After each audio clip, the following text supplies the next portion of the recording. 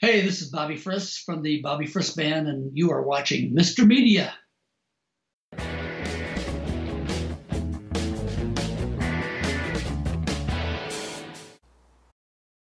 I last interviewed rock guitarist Bobby Friss in 1988. Something his father told him and he shared with me that day about being a professional has always stayed with me. On time, in tune, and with clean hair. Such a simple, elegant approach to guiding a career, and yet so many people, especially in the world of music, don't get it and don't do it. Now, I don't know where all the other musicians I interviewed in 1988 are today, but Bobby Friss, leader of the Bobby Friss Band, is still rocking in the free world, touring the nation, and playing as many or more gigs a year as he did then. He is sustained by the quality of his songs and the reliability of his credo. Oh, and corporate support didn't hurt either, when in 1987, Miller Genuine Draft began sponsoring the Bobby Friss Band alongside, yes, the fabulous Thunderbirds and Del Fuegos. Well, Bobby asked to come on the show tonight to talk about a special charity show he will once again host to benefit the Children's Home Network of Tampa, this time on Wednesday, December 5th, 2018, from 6 to 10 p.m. at Quaker Steak and Lube in Pinellas Park, Florida, which is, for those of you who don't know my state, midway between St. Petersburg and Clearwater on Florida's west coast. In addition to the Bobby Friss Band, also playing will be Robbie Steinhardt, formerly of Kansas and a Tampa guy, Stormbringer, the Torpedoes, Ronnie D, Janelle Sadler, Bobby's brother, Ray Blade, and members of the Greg Billings Band and Highway to Hell. Legendary Tampa Bay radio personalities, Russ Albums, Ron Diaz, and Nick Van Cleve will be there too. And Bobby Friss, welcome to Mr. Media. Bob, great to see you. I have such great memories of hanging with you when you did that story back in 1989, something like that. And I thought you really captured a pretty good snapshot of my world back then. So I thought it was one of the best stories that's been written about me. So I appreciate that. My pleasure. I did such a good job. We never needed to speak again. It's been a while. It's been a while. It's been a while. Keep track of you. I keep track a little bit of your brother Jay, as we know. But I'm glad to see you. And so, where the hell you been for the last 30 years? It's been an unbelievable ride. I just in our peak of success when you did the cover story on me for Tampa Bay Magazine, we had released our second album. I had a sponsorship with Miller Beer. We had national Miller commercials on the radio. I was getting married. It was just a whirlwind of greatness happening to me. And as you know, in the 90s, slowly rock and roll was phased out to grunge. And that was kind of a very weird time for me because here I went from being this band on the verge of having a record deal, and we were getting airplay on 5 or 6 stations in Florida. I was getting airplay around the country on places without a record deal, and really thought that was going to be the next step. And it just didn't come to pass. The grunge movement just literally moved a lot of bands like me right out of the system.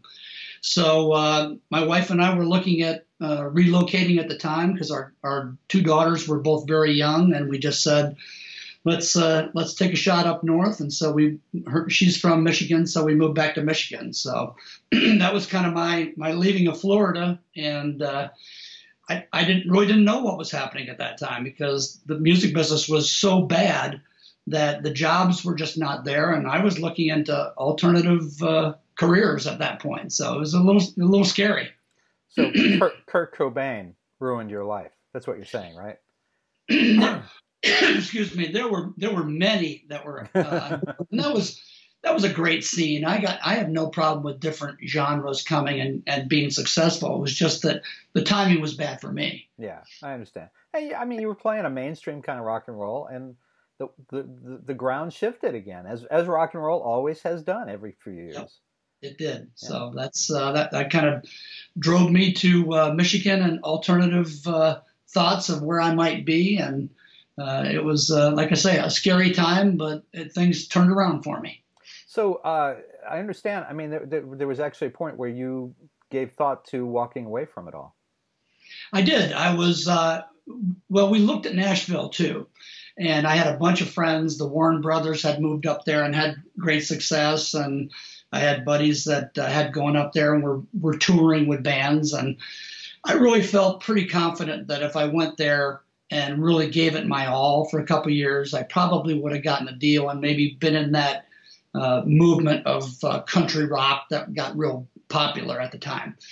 But looking back on it now, I also realize I probably would have been divorced and probably not had my third child, which is my son, who's now 19. And I have a great life in Michigan. So the trade-offs are important to me because I value the things in my life far over my career. Hmm.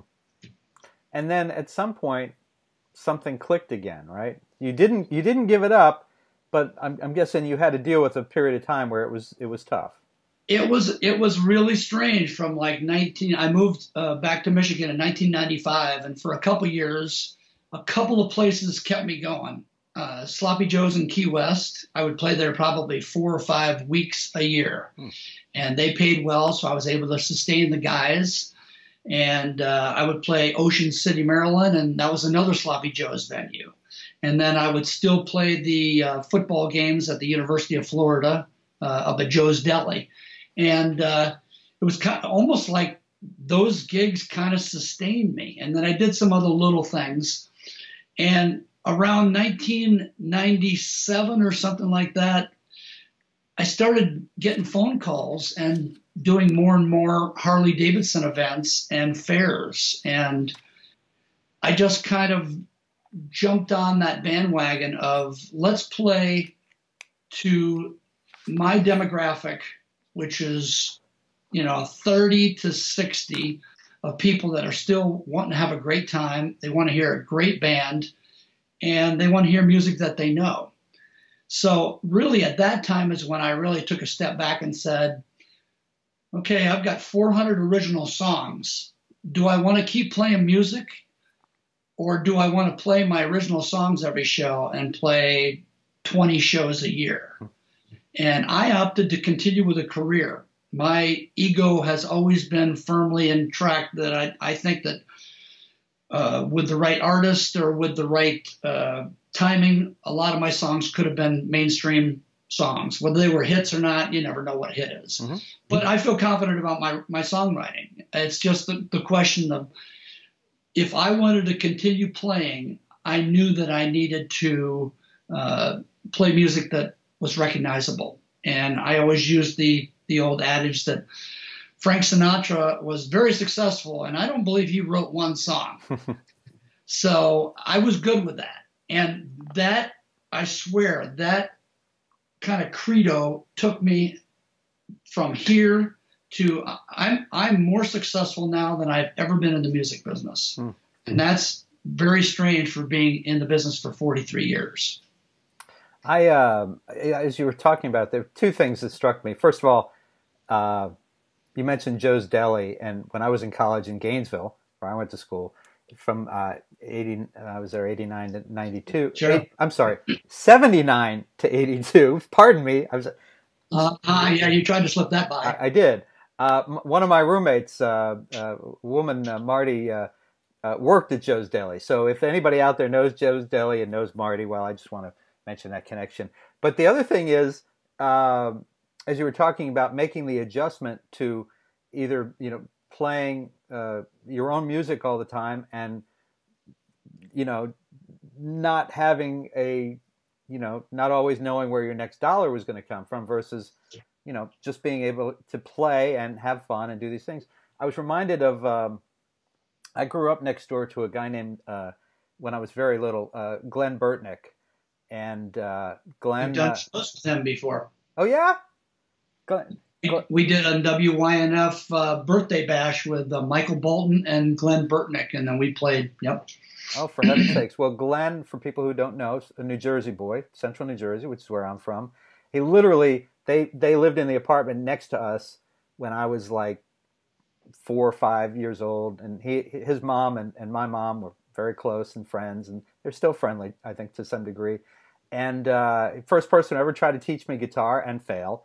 But in any case, Glenn wanted to play original music, but he also had to make a decision at some point. He had the good fortune of becoming the first Paul McCartney in Beatlemania on Broadway. Wow. I mean, and then over the years, so you ran into him. So isn't he play? Did he play with REO or Styx or somebody? Yes, I'm not sure about REO, but he played with Styx. Okay, because I went to see in Detroit. I went to see 38, and I got a 38 special. And I took my son. We were inside stage, and I think Glenn Burtnick was in the band at the time. Yep. So. Yep, he was with Styx. He's also played with ELO too, and then he's found a great balance between being that guy who can pretty much step into any classic rock band as their guitarist, and I guess vocals. He can do whatever he needs to do, and then at the same time, he still has managed on the side to record his own music and do his own thing, and so he can tour nationally as part of another band, but locally in New Jersey, where at one point the record companies wanted to make him the next Springsteen. Right. He's been able to record and he has his own thing. So sweet. Yeah. So I was just thinking about that. And I mean, you seem like you're pretty happy with the way things worked out. It wasn't the way you imagined it, but it's worked out pretty well. I shake my head how lucky I am. It's just been a great ride. I've not only played with fantastic musicians over the years, but I've just had the experiences of a lifetime of going from, a guy that starts out at Central Michigan University playing in bar band and frat parties and high school dances. So I got that whole foundation. And then moving on to being really successful with a Michigan band that almost got a deal, and we were opening up for everybody from the Beach Boys to Molly Hatchet to Hall & Oates, and then left that band after we recorded an album project with Pat Travers producing, and took a couple years off and put my own band together, and just had a great run with that band back in the day when I was putting CDs out and selling them like crazy. And then to have this morph into this last 20 years where I've really just been an entertainer. That's my forte. I think the people that see me really acknowledge the fact that that's really what they come to see, is not only a great band, but that, I can engage the crowd and I'm comfortable now. And it's been a great run. I'm having, like I said, I've had the best year I ever had last year, and I'm having more fun than I've ever had. So, well, we have a mutual acquaintance. Well, two, if we count your brother, okay. A guy named Johnny G. Lyon, who has had a similar experience in many ways, right? I mean, yep, he's played a lot of years in Tampa. Yep, for sure. And at one point he wanted to be a guy playing his own songs, and the reality is, it turned out that he was just a great entertainer. People want to go and have a great time and party with him, and similar kind of thing. And I think we know somebody who may play with him, right? Or my brother has played drums on and off with Johnny for 35 years. So yeah, another good guy, your brother. Friss, but he's. Yep. Let me see here. So let's come back to the career in a minute. And I know you want to talk about the Children's Home Network of Tampa. And that's really why I'm here. But I love talking to you about this, the background, because it takes me back to a place that's it's been just such a great ride. Well, and we'll come back in a minute or two, and we'll talk some more. And also, I want to tell folks that to stick around, because in a few minutes, Bobby's going to play an original song. We've been talking about that. He's going to play an original song right here for you. So stick around for that. I am. So this year, the benefit, which you've been doing for a long time, is this Wednesday, December 5th, 6 to 10 p.m. at a place. It's a steakhouse called Quaker Steak and Lube. The Lube, folks, that refers to the alcohol, okay? Yes. It's in Pinellas Park, Florida, which is on the west coast of Florida between St. Petersburg and Clearwater. So you've been doing, as long as I've known the name Bobby Friss, in my head, it has been associated with the Children's Home and Children's Home Network of Tampa. How did this start, and why do you still do it? I've been doing press for this, and I've been telling people that I started it in 1985, and I'm down in my office, and I just saw a letter from the children's home, and it was thank you for doing the show, and it was dated 1984. So that's the first year. Wow. And it was just a spontaneous thing that we were playing a club in Clearwater called Studio 19. I was on Gulf to Bay Boulevard back in the day. I remember it. They asked me to MC this benefit, and they got me a white tuxedo. And I think Charlie Logan from WYNF came too. And here's the two of us out there hosting this, first ever Tampa Children's Home. That's what it was called in the day. And it was fun. It was like we made money, and all the bands came out and donated their time, and it was a blast. So I was like, why wouldn't I keep doing this? So at that time, WYNF was the rock and roll station, and not only Tampa, not only Florida, but in the Southeast. It was really nationally known as one of the top places. So Charlie Logan and Russ Albums and Ron Diaz and Ron Bennington, I mean, they were all instrumental in playing my music a lot in Florida. And so they got involved with the Tampa Children's Home benefit too, which just escalated the size of it. I mean, we went from playing a small club for 500 people and making $2,000 to playing the Sun Dome in Tampa with Billy Squier and King's X, and Gene Simmons came one year, and Lou Gramm from Foreigner, and it just escalated into this gigantic event, which made a lot more money, but it kind of took away from the local vibe of, the feel good of Tampa musicians coming together. So that's about when I started doing the summertime one, which was, I called it Christmas in July, and just said, okay, I'm going to do this and put the bands together. And if I make $4,000 or $5,000, it's great. And so it's kind of what we kept doing. So we did it over the years until I moved in 1995 back to Michigan. And I really haven't done it because I've been in Michigan. I just, I play Florida a lot, but I didn't really have the connection of being there. And I've done charity things up here and on the road with Harley-Davidson and Thunder by the Bay down in Sarasota for the Children's Center down there. But I just thought this would be a great time to get back and do this. So I just kind of, about 4 months ago, I just floated a trial balloon and said, who would be interested? And I talked to the Children's Home, which is now the Children's Home Network. They've kind of changed their name, but it's the same facility. And they welcomed me with open arms. The woman out there, Lauren Ruiz, is just a great woman. And she said, whatever we can do for you, we're anxious to see what you can bring to the table. And it's really coming together. I think it's going to be a great night. That's very cool. See, and I thought I so associate that with you. I thought it had been continuing through the years anyway. I didn't know you hadn't done it in a while. No, I took a break from it just because it just didn't really make sense. I mean, I played down in Florida, but I didn't live there. So this is going to be really fun. Well, so let's take a minute. What is the Children's Home of Tampa? I mean, I don't think everybody quite knows what that is. No, they don't. It's a facility that they help not only kids but families that are just in need. These kids come from, I hate to say broken homes, but families that need some help, and it may be financial, it may be because of dependency. There's a lot of different circumstances where great kids get thrown into a whirlwind of bad things, and those early years are so crucial with kids feeling good about themselves and just thinking that somebody gives a shit about them, and I would go out there first of all to just play basketball because I played basketball my whole life and I just loved it. So they had a gym, and so I would go out there and play with the counselors and whatnot. And then I started meeting the kids, and it was just like, man, these kids are like my kids. They just got, a bad break.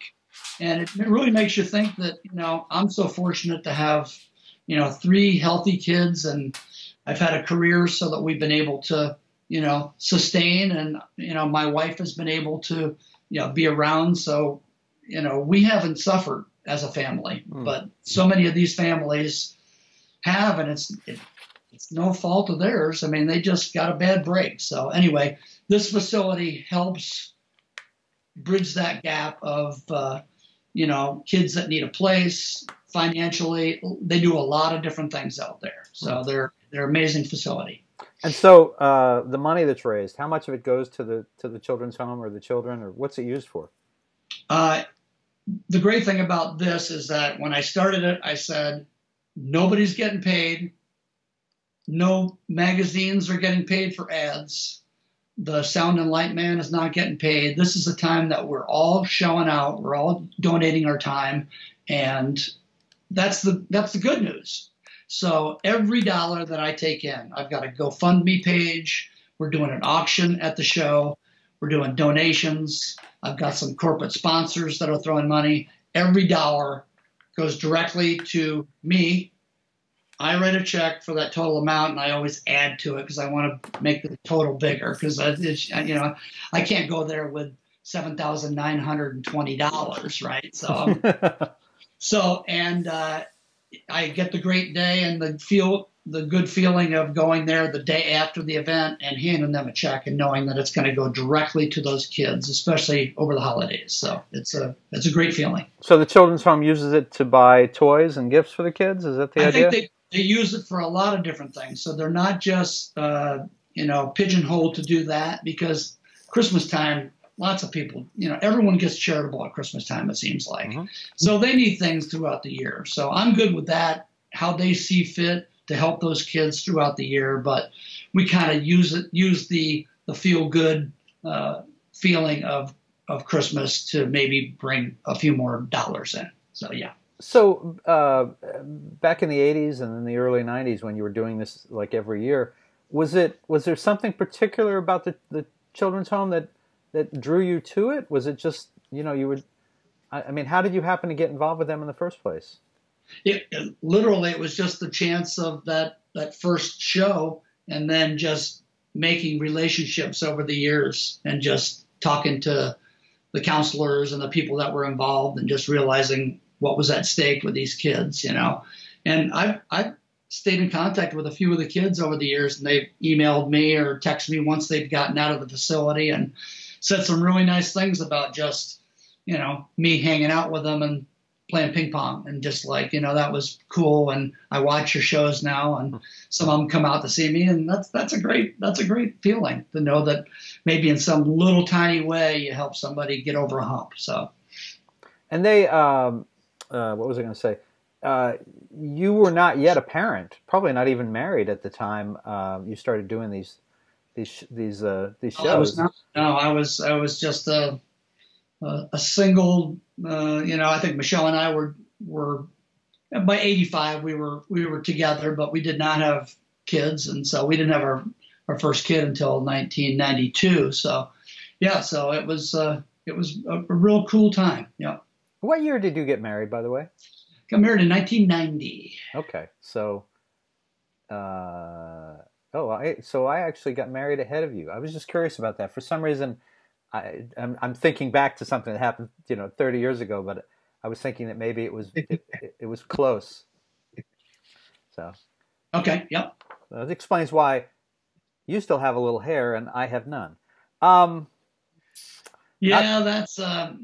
That's I tell you what, my dad didn't have much hair, so I don't know how it bounces around, but I've knock on something. I've kept mine, and it helps with the rock and roll look. I'm still out there entertaining a bunch of 25-year-olds sometimes, and so it works for me. That's all I can say.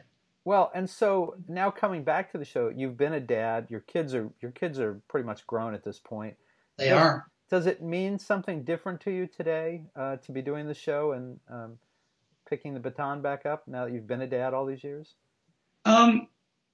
It always meant something to me. So I think mostly now it just feels like, well, this is cool. I'm doing it again, and it's been fun, getting the word out and just getting involved with getting sponsors and everything. I mean, I like doing that kind of stuff, and it's a time of year that, is generally slower for me anyway. So it's perfect timing for me. Right. Well, okay. So speaking of being a parent, and you are a parent of 3, as I recall, 2 girls and a boy. Yep. You're going to play an original song for us, right? I am. Called "This Child." Do you want to grab your guitar and tell folks a little something about this? I will. Let's see if it's in tune, first of all, I hope. Close enough for rock and roll. So I wrote this in 1992 after my first daughter, Casey, was born. And my second daughter is constantly asking me, when is my song coming? And I was like, yeah, I should probably do one. But this really kind of is about everyone's feeling with birth and new life, and just how it changes everybody, from not only the parents but the friends and the family, which is a line in the song. And I just thought it was good for the children's home benefit coming up here, that we are doing something for kids, and so maybe it'll resonate with somebody, and they'll come out to the show, or maybe make a GoFundMe donation. That'd be nice. All right. Well, folks, Bobby Friss, the Bobby Friss Band, playing "This Child." Let's do it.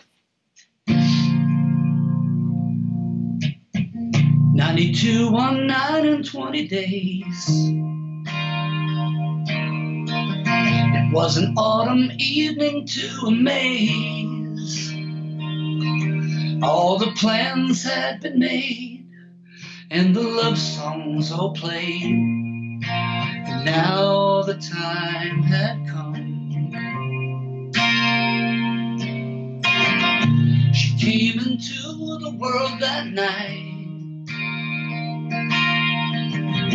and took a look at her first light. And I saw in her eyes all the people in my life. All their blood will flow. She can make your spirit fly, bring a teardrop to my eye. I see her magic every day. With a look she'll break your heart, in her power from the start. Whoever said dreams don't come true,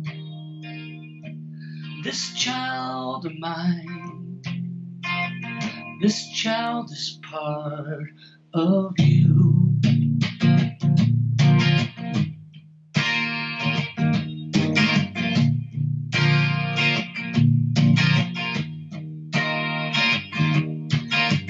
Now the friends and family all appear, just to see the beacon light so clear. And we stop for a while to show love for a child, in a world where it's hard to find, especially these days. She changes me most every day. It's a twist and turning highway. With my foot to the floor, I can still yearn for more. I'm learning how to live.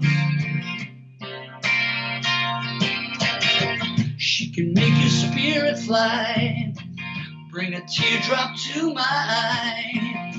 I see her magic every day. With a look she'll break your heart, in her power from the start. Whoever said dreams don't come true, this child of mine, this child is part of you.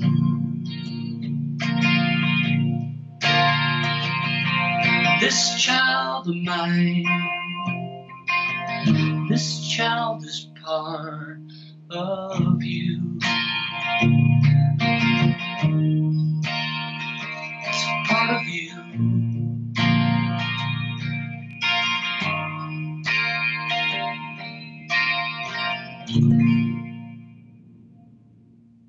All right. Very nice. Thank you very much. The Gibson Les Paul, 1956. Wow. Not an original. No? A good buddy of mine gave me that for my 50th birthday. And 1956 was the year I was born. So he really surprised me with this. That guy is a prince, I'll tell you. Very nice. So I definitely imagine that number 2 daughter would really like to have a song of her own, though. Well, I always told her that the Beatles recorded Anna, and that's her name, so I couldn't touch that. So. Oh, yeah. Okay, good luck with that. Yeah. One day you're going to be lying in bed, unable to do things for yourself, and she's going to come up and say, "Oh, you need something? Why don't you go talk to the Beatles about it?" Yeah, right. No kidding. My son's good with that. He lets it go. It's like, it's all good, Dad. Yeah, go see if Julian Lennon will help you with that sponge bath, Dad. Sorry. So I gotta ask. So there was, just as we start to wrap up, there was that time where you almost walked away from music because it just wasn't going where you wanted. What else could you have done? Where career-wise? Boy, we were looking at some strange things. I mean, we moved to a small town in Michigan, and it didn't have a really good coffee shop at the time, and we were looking at that as a possibility. And I don't know. I probably always could have gone into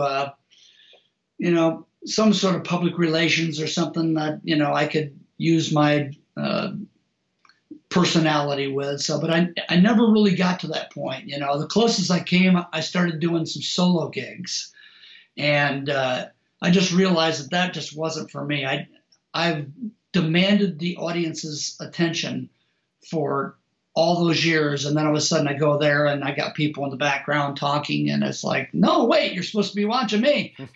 So that didn't work very well. I did a few of them, but then like I say, it turned around, and with the help of some corporate sponsorship too, which kept me going.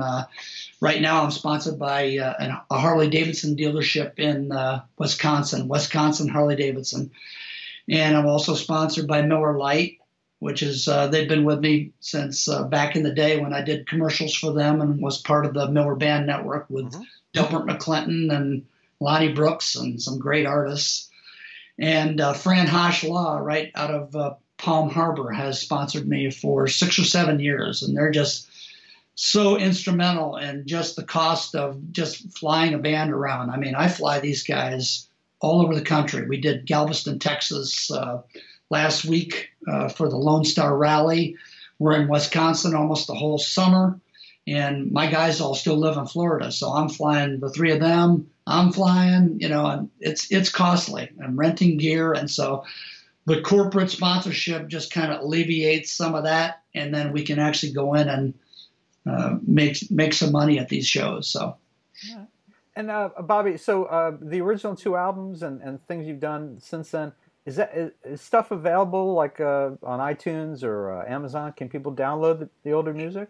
The best way, and this is free, this winter when I went back and I could show you the other wall, which is full of tapes. It's a wall of tapes. And I would come down and go, why don't I have these songs available for people? Because not only would they probably like to hear it, some people that have seen me over the years, but the guys that played on it probably don't have these recordings. So I went back and uploaded everything from 1976 that I could get my hands on, from my very first 45 that I recorded, a disco funk song called Smooth with the flip side of Crazy Lady. and from there all the way up to what I've done in the last years, where I've done some commercial stuff, and all the commercials, all the 95 YNF Christmas songs and Come On White Sox and live music and interviews. I uploaded everything. So if you go to bobbyfriss.com and hit the music tab, there are hundreds and hundreds of free things to listen to. So it's really neat, because if you've got the time, you can really see the difference between, the early Bobby Friss and where I was writing and trying to put across to after, 20 or 30 years, hopefully you figure out how to write a song. I don't know. It's still challenging, but some of the stuff I feel really good. I listen back to it, it's like, well, that's a pretty good song. Whether somebody recorded it or whether it was a hit, I don't care. Yeah. I think they still stand up. So. Very good. Well, all right, folks, listen, don't miss Bobby Friss and the Bobby Friss Band and all those other bands that I mentioned earlier performing live in the Children's Home Network of Tampa benefit on Wednesday. That is December 5th. And by the way, I know a lot of people listen and watch these shows years after we record them. So this is for 2018. Right. If it's 2019, 2020, go to Bobby's website and check and see. I'm sure the Quaker Steak and Lube would still love to have those people, but we won't be playing there that night. But, right. But the reason we chose the venue is because it's an inside-outside venue. They have a motorcycle night already, so I think we'll have a couple thousand people there. I mean, we're getting great response, and it's going to be a really fun night. Lots of jam sessions, auctions, and lots of good stuff, and all for a great cause. So we're really excited about it. So Quaker Steak and Lube in Pinellas Park, Florida, Wednesday, December 5th, 6 to 10 p.m. Tell everybody your website again. It's bobbyfriss.com, BOBBYFRISS.com. Real easy. And can people find you in social media, Twitter, Facebook, things like that? I've never really reached out to that because I hate to say I'm old school, but fans have put together a Facebook page called Eyewitness Bobby Friss, and that's got, pictures and comments, and whoever wants to do it. At this point in my life, I don't really need to have that, and so it's fun that people that see us have a place to go to and do that. But yeah, and then we do have the GoFundMe site for the kids, which if you just search Bobby Friss or Children's Home Benefit, it'll pop up. So at GoFundMe.com. GoFundMe.com, yeah. Okay, all right, great. Well, Bobby Friss, great to see you. It's been so long. I'm delighted that you are still doing what you do, and thanks so much for joining us in Mr. Media tonight. Oh man, it's been a blast. Like I said, I just have nothing but the highest regard for your writing and everything that you've done over the years. You've gone on and done some great stuff with the books, and I think this is a cool format. So hopefully some people will check it out and maybe come out and see our show when they might not have. So.